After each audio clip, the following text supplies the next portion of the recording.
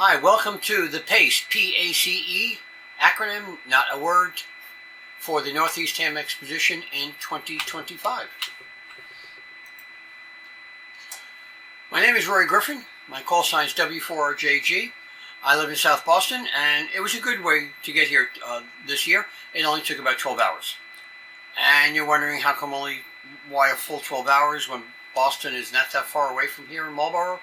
But my South Boston is in Southern Virginia, so that's why it took a whole 12 hours. But if you want, because I was raised in New York City, I did live in upstate New York for a few years as well. I don't have my Brooklyn accent, but if you like, I can go and bring back my Brooklyn way of talking, which is going to be kind of like the old South Boston way of talking. And if you want me to do that to make it more local for you, you let me know. All right. Thank you for taking the time for coming to this session. I always appreciate when everybody walks in the door. If possible, if you could hold your question until the end, that would be very much appreciated, of course, as well. I've been licensed since 1983. I'm an extra light, which means I don't have certified Morse code capability, and I can tell you I really don't have much Morse code capability, let alone certified, other than when I first got my license as a novice, so I could prove I could do 5 words a minute. And that's about all I can do. And that's stretching it. But you always want to know Morse code because you can use anything that creates a sound pattern for emergency communications, and it just has to be a pattern of noise. It doesn't have to be clear, just recognizable. I have a GMRS license, and I do have 2 local repeaters I operate. I'm currently the emergency coordinator for Halifax County in Virginia. I'm also the Assistant District Emergency Coordinator for District 3, which runs in the center of Virginia from Maryland all the way down to the North Carolina border, which is where I live.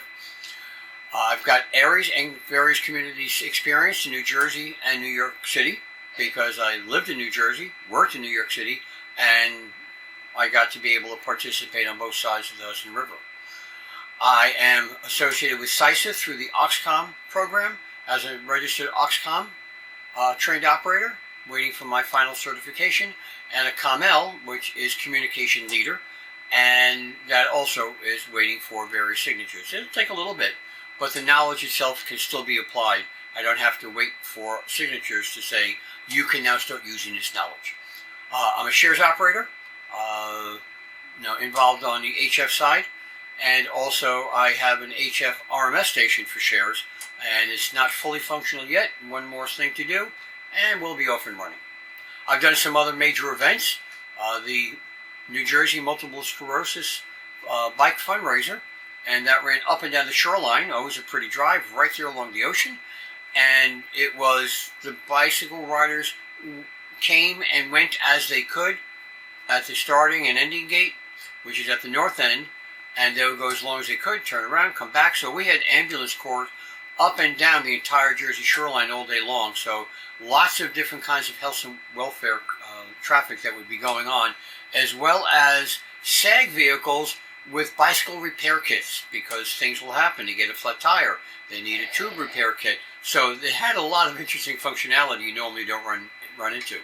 But it was spread out all over the place along the shoreline. I did New York City Marathon, mile 4, which means they were still, full of energy. They just come off the Verrazano Bridge, so that was a 1.5 miles downhill slope.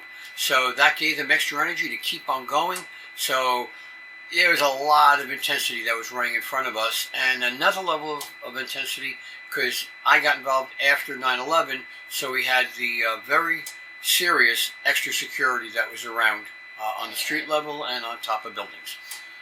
Did the Salute to Israel parade for quite a few years, and that was fun just because it was a fun parade. It is the second biggest parade in New York City after the St. Patrick's Day parade, which means it's big, because New York City has a lot of parades. But it is the second biggest one. Always was fun to do.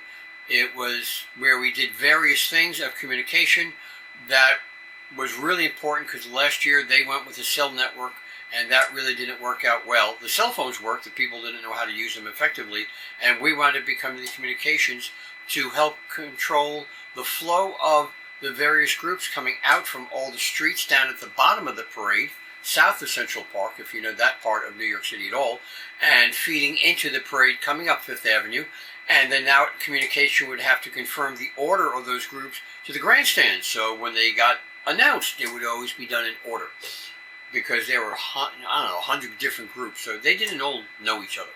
But it was always fun to do, and got to be really close to various notable people at the grandstand when my job would require me to be stationary, which included our current president. Like him or not, he's still, a personality, and he was a big, well-known personality in New York City, to be sure.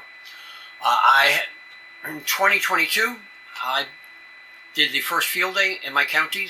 For the first time in about 15 years, the amateur radio community had just depleted itself in a lot of ways. The 4 repeaters had gotten down to 2, and so with the EC promotion, I used that to create a level of legitimacy and put in an effort doing something 7 nights a week to promote the hobby in any way that I can, and it worked.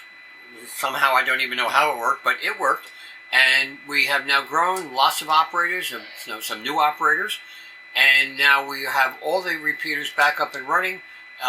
They have expanded the DMR repeater that we had, and the repeater systems that we have are now connected into Fusion as well, which we are regularly connected into a Fusion repeater system that runs along the northern portion of North Carolina from one end to the other.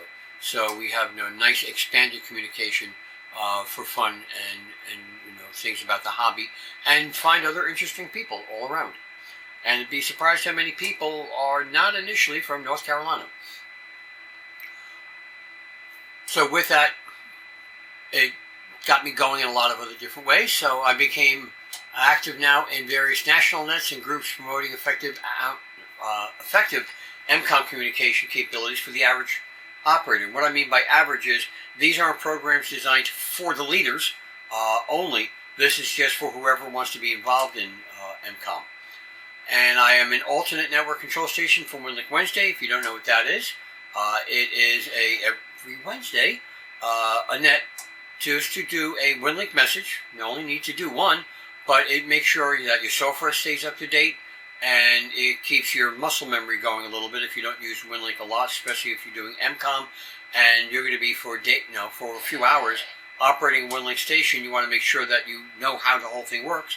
So throughout the month, we have various ways of creating messages and how to go find a form that's built into WinLink and use that. So it's got some neat little aspects to it. I operate at 40 meters, which when I started doing it, I was the only one on 40 meters. We now have a small cadre of alternate net control stations that do P2P only. And if you don't want to do P2P, I recommend you should. But there's always, then you can just put out a standard RMS message, whether it be on VHF or HF. It just wants to be RF, if at all possible. I am a member of the EDM Steering Committee, a founding member, meaning I was there at the beginning. And that was about 3 years ago, officially a little less than 3 years ago. We branched out of ETO to become a P2P only. And our 2 main things are, 1, P2P as the main functionality, as we have a design system for when all else fails. And that's point number 2. It's designed for when all else fails. For what you're going to be getting shown, it is the E in P.A.C.E. Just think Hurricane Helene, everything's gone. That's the way to view it. We help people learn how to operate in those conditions, how to find each other, and how to have a written plan for your group, whatever your group happens to be, and make some good use of what resources you have available, whatever that might be, without any kind of real confusion. Have become certified in licensing for testing for 2 different groups, and have participated in a number of tests to help people either get their license, and because of my extra status, getting all the way up to it, including an extra as well. And we've had that happen in my county now a few times, which is really cool. I am also been involved for about 2 years with Army Mars, and I'm a very regular participant with the net, as you should be, but also know how to run a net within Mars, and it has some particulars about it that's different from others, which is nice to know to have. So, on to what is P.A.C.E. P-A.C.E, with periods in between each letter. So officially, from the National Committee Statewide Interoperability Coordinators, I'm going to read it because some people learn better with auditory learning capabilities. And so for this long-winded definition, for them, I am going to read it. Everybody else, you, of course, can read and learn anyway. A PACE plan helps organizations establish predictable and redundant communications capabilities in changing operational environments. Having redundant communications methods in place and sharing these among users help achieve interoperability and continuity throughout the emergency communications ecosystem, particularly in challenging environments. Yes, that was a lot. Now, let's put it out in simpler kind of English, breaking it down. One is plans as each capability disappears, and the next level plan with more limited capability gets to be put into effect. This is what PACE is not. It is not a document well thought out to show politicians and bosses that a really great plan exists and never really used. It is also not a plan for team members to read and then to think the leaders are pretty impressive for writing all of that out. It's not what it's for at all. Now let's talk about what PACE really is. PACE is, first, by definition, primary, alternate, contingency, and emergency. It all starts from drilling down, putting your plans together. And drilling down means it's not just one level. Every event is a project, whatever it happens to be. A parade, helping organize a picnic for a large group, or a real deployment for a real emergency situation. They all have a beginning and an end. And every project has some main components in putting a project together, whether it's spontaneous as an emergency or a planned event. Risk management is one of the initial key elements. You have to know, or in South Boston talking, you got to know what's expected and what are the potential points of failure. Doesn't say how big that potential is, just that it is a potential. And you have to have written plans. There is a negative and a positive risk management. For the longest time, risk management always implied negative, but there is a positive risk management as well. So PACE is applying that to any resource management needed for any problem solutions. Notice the word radio isn't mentioned once yet. This can be applied to any businesses you're involved in. What happens if? Come up with anything that might happen to your business. What happened to your equipment? If that is part of what your line of business is. Workers are resources. Team members are resources and suddenly not available. So it's also for your home. You want to be planning the what ifs for up around this area. What if the hurricane comes in and creates super strong winds and a tree crashes on your house and you no longer have any place to live? It wiped out your cars because it whacked out your garage with the cars in it, because of course you put the cars in the garage to protect it from any damage from the storm, but yet it still did. What are your plans? That's the kind of thinking that PACE is useful for. Regardless of what organization, entity might be involved, this can be applied. It's a plan to be put into continual action. It's not something that, okay, we lost that, so we're going to go to a hotel. You got somebody to drive you to the hotel, and then you're going to rent a car from Enterprise, and so you have to stop thinking about PACE. No, you have to still be adjusting as things change. So, to start the whole thing, it's first using creating or fully reviewing your emergency operation plan and your memorandum of understanding. What's really inside that memorandum, what's really expected from you in serving them, and what are your plans, and have you thought out when the plan can't really go forward. The second major effort is making it part of the template designing exercises and drills each year. So I'm asking a question. You're doing an annual review of your exercises and stuff every year, right? Because some people have left, and some of them were key members with personal capabilities, your technological capabilities, and you've got some new members that you want to make sure that they're onboarded into the system completely and fully. So annual review of your regular type exercises. This is where P.A.C.E also comes in as a critical use. Little side note to help you out there. Third, you want to make sure that your ARRS Advanced members, and if you do not know, ARRS has changed their level 1, 2, 3. Jason has put out new tests that are more modernized to what really is out there today, including things that are not specific ARRS, but you want to keep in mind. And so Advanced is a level 3, and so you want to make sure your Advanced members are using this all the time. They're the ones in the lead in various ways. So you want to make sure that they have this understanding. You also want to make sure your ARRS Intermediate, your level 2s are aware of it because they can be helping as things get adjusted.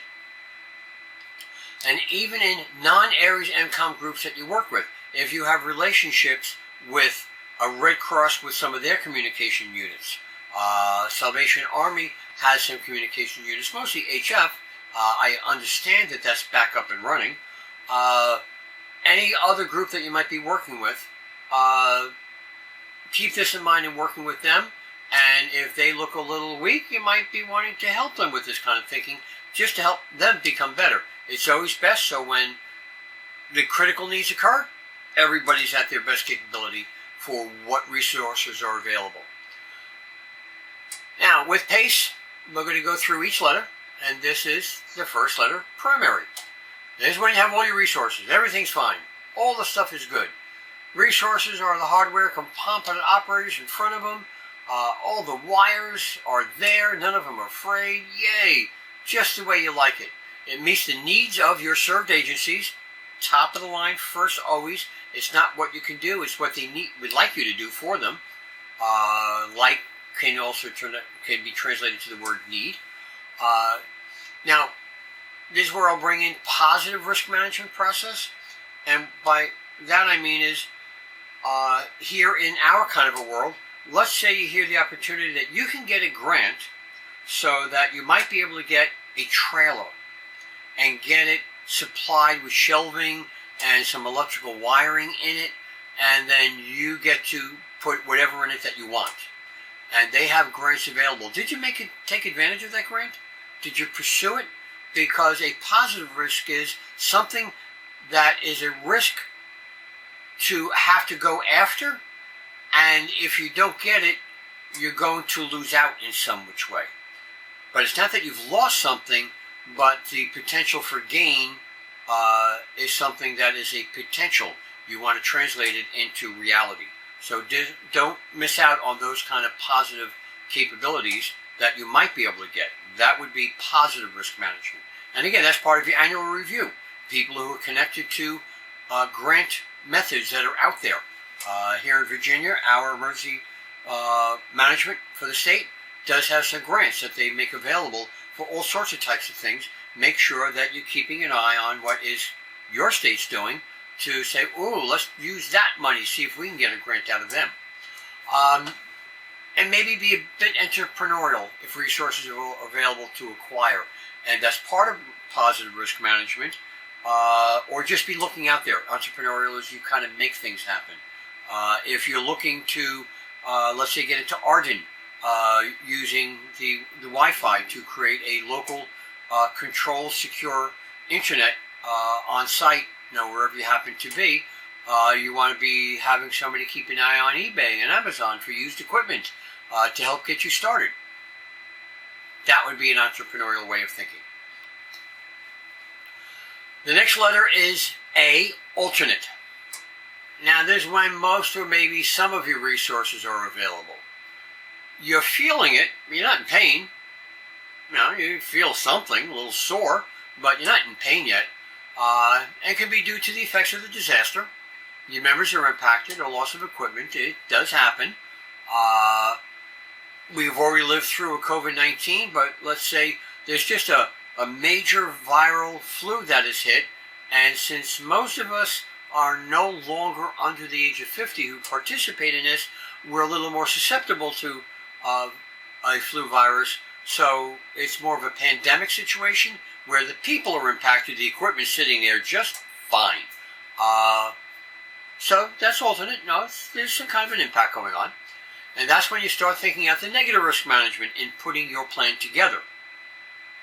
Is what happens if we lose Charlie? Because Charlie's great at setting up a pop-up WinLink station that runs HF. So we have a donut hole coverage to get in and out of that area. So you have to start thinking at all those different types of risks. So you have to know your resources and think of how each resource will get impacted. A resource is a person and various equipment. And your trailer has to make sure you have a vehicle to move the trailer. What are the resources you use to move the trailer? Really think it out and make sure you're covering all those points. That's why you only do it once a year, because it does take time. And once you've done it once or twice, it's a review of those things, then it's easier to think of other things or things that have changed. You're not coming up with everything, but when you're even reviewing, kind of do a zero accounting method, which is make believe it hasn't been done yet, and don't assume that it's been already covered. Including some losing capabilities in the middle of an event, which certainly can happen. You're out in the middle of wherever it is, and it's not in an urban environment. You're out there with woods and rocks and trees and people who walk and stumble and fall, and they need an ambulance to get out of there. You've lost that person. How are you going to make adjustments? How many operators will you need for this, for that? How many operators do you have total? How many can you cycle around in a 24-hour day period? Think those kind of things out. And what's not so clear, but prioritizing those resources will help in the middle of a downsizing mid-event. You can do without the pop-up HF RMS station because it's not critical for within the event. It just means now you have to have a little more of a long wire situation of get somebody to then get the message, maybe a 2-point relay over to the EOC that then can get you out into the RMS world and get messages out for whatever the need would be. Now we're into C. Now we're into contingency. And now you're hurting. There's definite more than discomfort going on. It's much less than optimal capabilities available. Various plans may be needed. In my IT career, where I was always involved, pretty much from the beginning in my career, of disaster planning, which would be, in a mainframe world, the loss of the computers, and then as we got phone line communications to work with remote terminals outside of the building, what happens if they go down, what do we need to do, things like that. So it's more always about the equipment failure, but then because of 9/11, we had a whole new level of thinking out a pandemic where the buildings are just fine. It's the people who aren't. And it's a completely different way of thinking.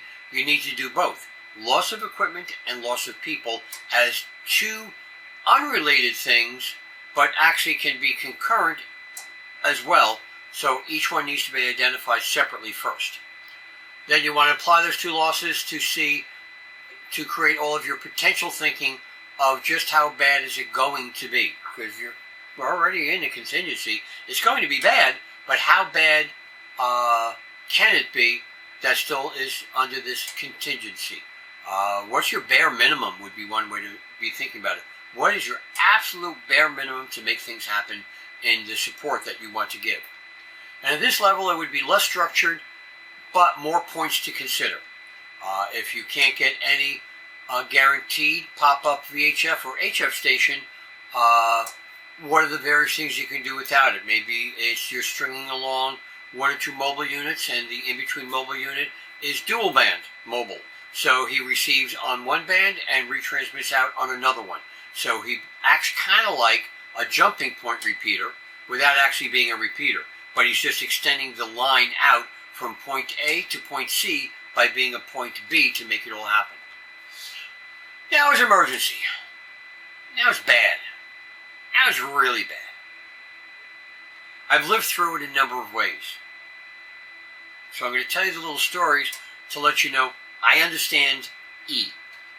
9/11, my building was 1 block north of the World Trade Center. By the grace of the Lord, so directly I do mean that.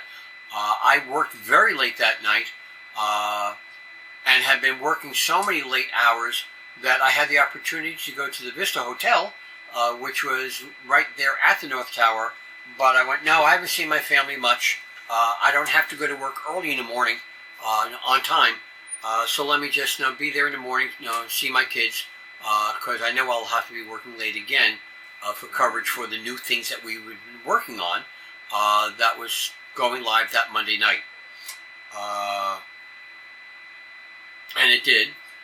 But I was that late because we had some problems. So it went until 2 o'clock in the morning that we were done. So I said, no, I'm not going to a hotel. It's a really nice hotel. Room that was just waiting for me. I said, no, I'm going to get a car service. Customer paid for it. And let me go home. Because of that, I was home and was awakened to phone calls about the attacks that occurred. Now, I got a lot of personal involvement. No people who died because they didn't get out of the buildings. No definite one fireman. I think a second one. It can still affect me at times after all these years. It took a while to get over it. But more importantly for where we're at right now for this discussion is this is what E can be. 1 block north of the World Trade Center, directly North Tower, is a smaller brick building. It still stands, and at the time, it may have been 9X, I don't know if it was, it was Verizon by that time, and when the North Tower fell, because the strength of the buildings was the outer shell of the building was the strength of the building. Every other building in New York City, as the case with just about every skyscraper around the world, the core strength is in the middle, the core.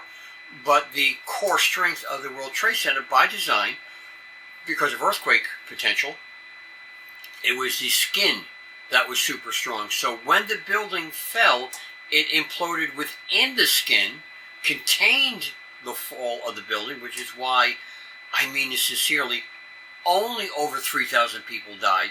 It otherwise would have been at a much larger number, easily 10,000.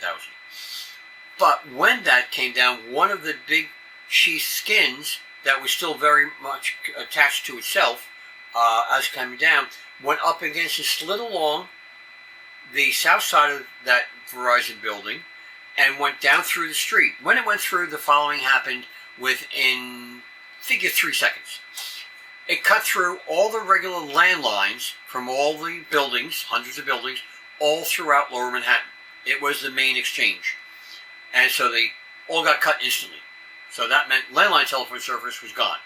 It went through every FiOS line. FiOS is the internet lines for Verizon.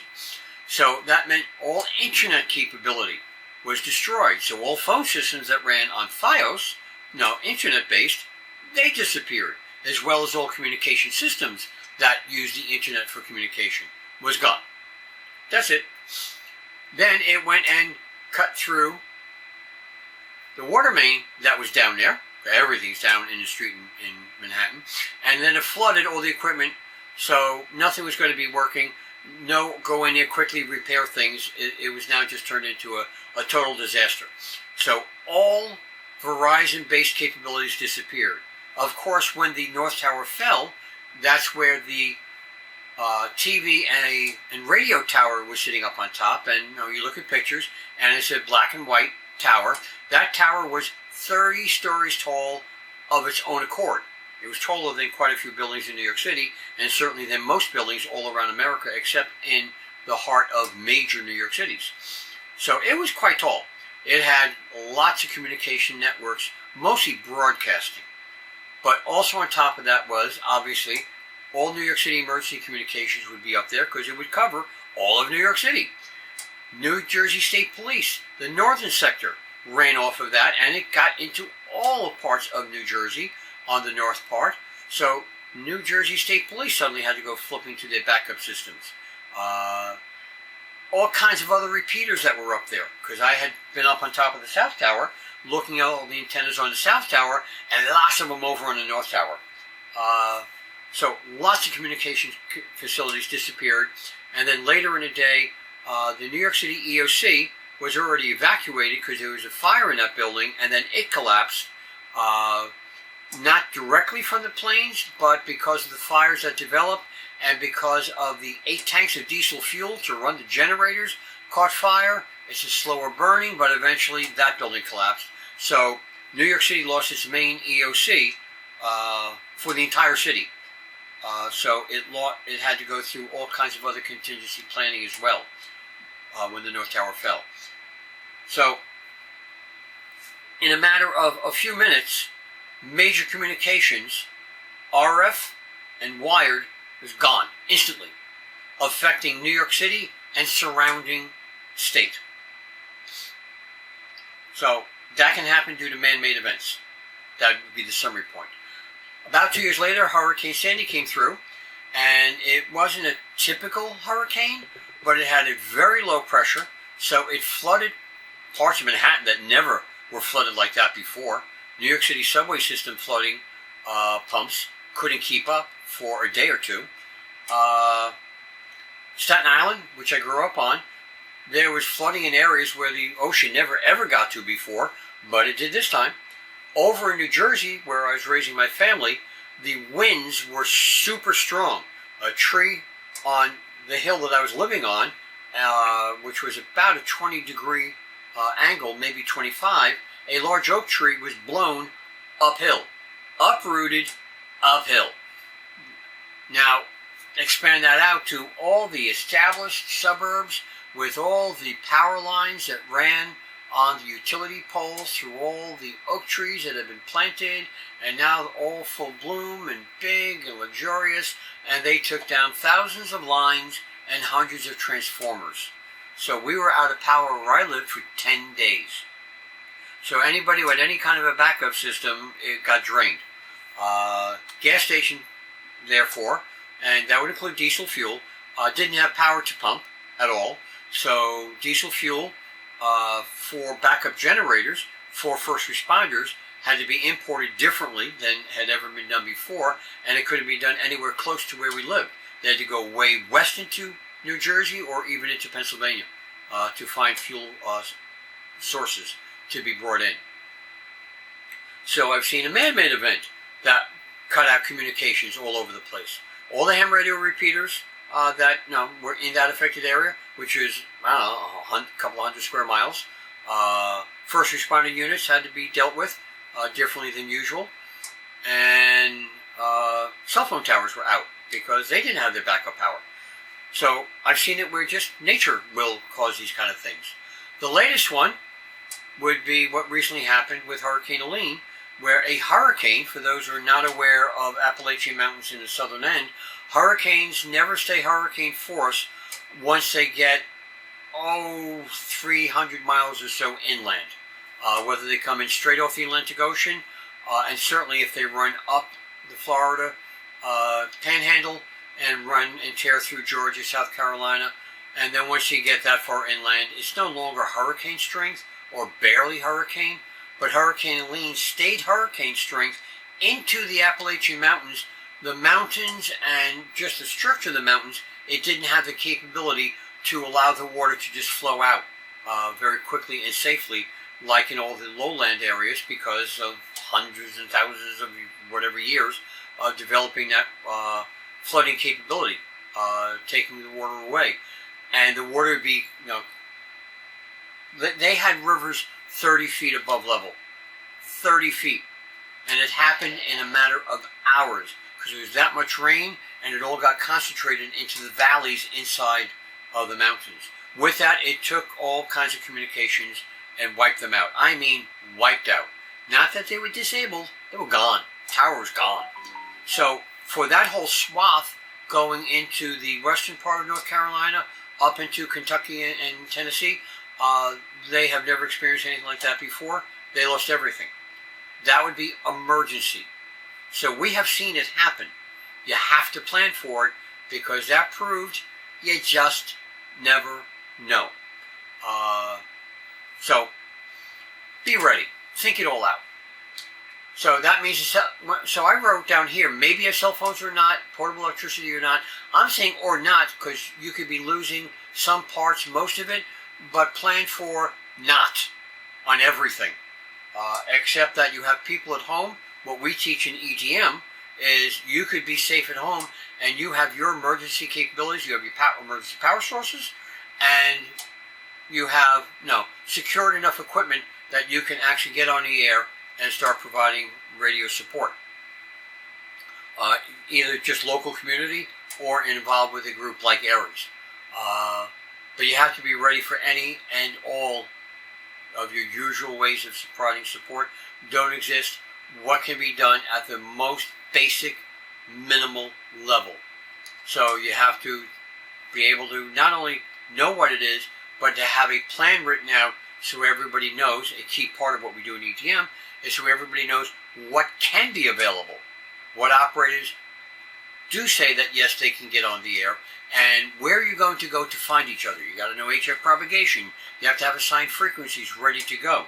You really don't have to care too much about interference, obviously, at that time. But you want to have a plan of where to go, how to find each other. Plan with the tools at least once a quarter to make sure that everybody knows how to keep it going, the latest version of the program, all that regular type of thinking. So, with that, that covers it all, what P.A.C.E is about.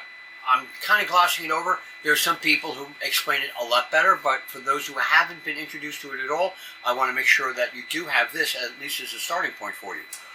So, the CISA has resources, Department of Homeland Security, /CISA, and then Google search P.A.C.E and see what you find. And just everything else that they have, and in the category of what's called ESF2, Emergency Structure Facility, number 2, which is communications, which is what we would be part of then. Search the internet for various documents of the groups, YouTube presentations. One that I would recommend is WaveTalkers, WaveTalkers. They have a whole bunch of things on YouTube that would include how to think these kind of things out without identifying specifically as P.A.C.E, but it's all MCOM related. Then you do all that research, look up at what EDM has, just to kind of see a little bit.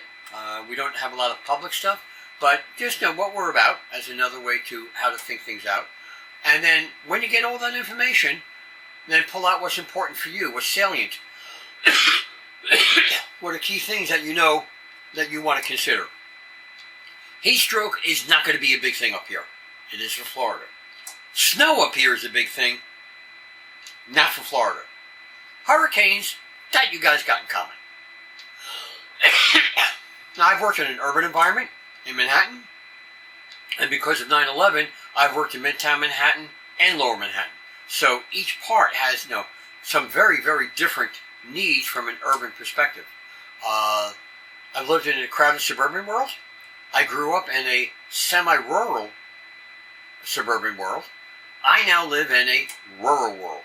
I raised my kids in a growing suburban environment when I first got involved with emergency communications. So each one has different needs that is geographical, weather-related, politics, what else is in the area that is critical, different ways to think of things. So the bottom line is you have an incomplete plan with P.A.C.E. Now, when I say incomplete, it's not going to cover everything, but you want to have a plan ready to go with, because it can't cover everything. But you must have a written P.A.C.E. plan. You need to make that part of your EOP, if possible, and make sure it's spread around so people understand, who have any levels of responsibility, as to what's going to be the next stage if something goes worse. If they say, we're only going to be getting a tropical storm, and suddenly you get smacked with a Cat 2, well, things are going to get worse. So you want to bring in and start thinking contingency as a regular method of operation, because more things are going to be affected than if it was just a tropical storm. Things like that. Or you're only supposed to get 6 inches of snow, and all of a sudden you got 18. It happens. Now, this is how I got smarted. You like that word? I got smarted by learning from others. The most primary way from a continual basis, they haven't been doing shows for a while yet, but they have lots of stuff up on YouTube already. I learned by a group called WaveTalkers, and it is very professionally done, very thoughtful.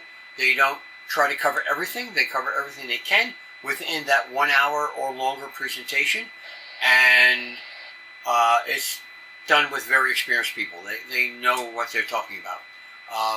For me, by getting involved with EDM, because I really liked wanting to know more about the P2P, as well as, gee, what if it really goes bad? I gave you 2 stories that I lived with in New York City that you gotta be prepared for when all else fails. Oh, one little side story, as even stupid little things that'll be more localized regional, but it'll happen. A bunch of fools last year in North Carolina decided to shoot up a major electrical substation and destroyed it. Caused short outs, various equipment failure. So for 10,000 people, they were suddenly without power, and the electrical company couldn't just quickly get things up and running because it wasn't a transformer that failed. It was every piece of equipment that got shot at through the fence. So you just never know. So I learned a lot by doing this, plus lots of other experiences throughout my life and my career life. I started 2 tech support departments. I've been part of disaster planning for most of my IT career, which was 45 years total, and pandemic planning after 9/11, because we had to be thinking that out. So I've been involved in a number of different levels of, you got to think out what if. That's the summary of this whole thing, what if, and you drill down into various, how bad can it get. Keep in mind with the risk management, you may have things that only have a small potential. An electrical substation is no longer functioning, whatever reason. Idiots or just a bunch of trees fell on it. So the potential for that is very small because it really pretty much doesn't happen. However, the impact is like really, really big. So you have to plan for that as if it's going to happen. It's not how, the expectation of it happening, but it definitely could be, when it does happen, it's going to be major. Those are the kind of things that you got to be thinking about in all of this. So with this, thank you so much for coming, as always. Really appreciate it. Thank you for the attentiveness. I hope to see the possibilities for your organizational improvement, how to make yourselves better prepared, better ready, maybe even for your home or other non-amateur radio things, whatever that happens to be, the usefulness of the P.A.C.E plan, and there are a lot of other, and I'm sure much better resources for you to learn from than what I've done for you today. I hope to see that I might even hear from any of you when I post all of this, and you respond back to let me know how you've been able to use it. I appreciate that. If you want to contact me with anything else about this, you can send me a WinLink message to W4RJG. You can email me at W4RJG@ARRL.net. If you have questions that you think that I might be able to do something that could be useful, let me know.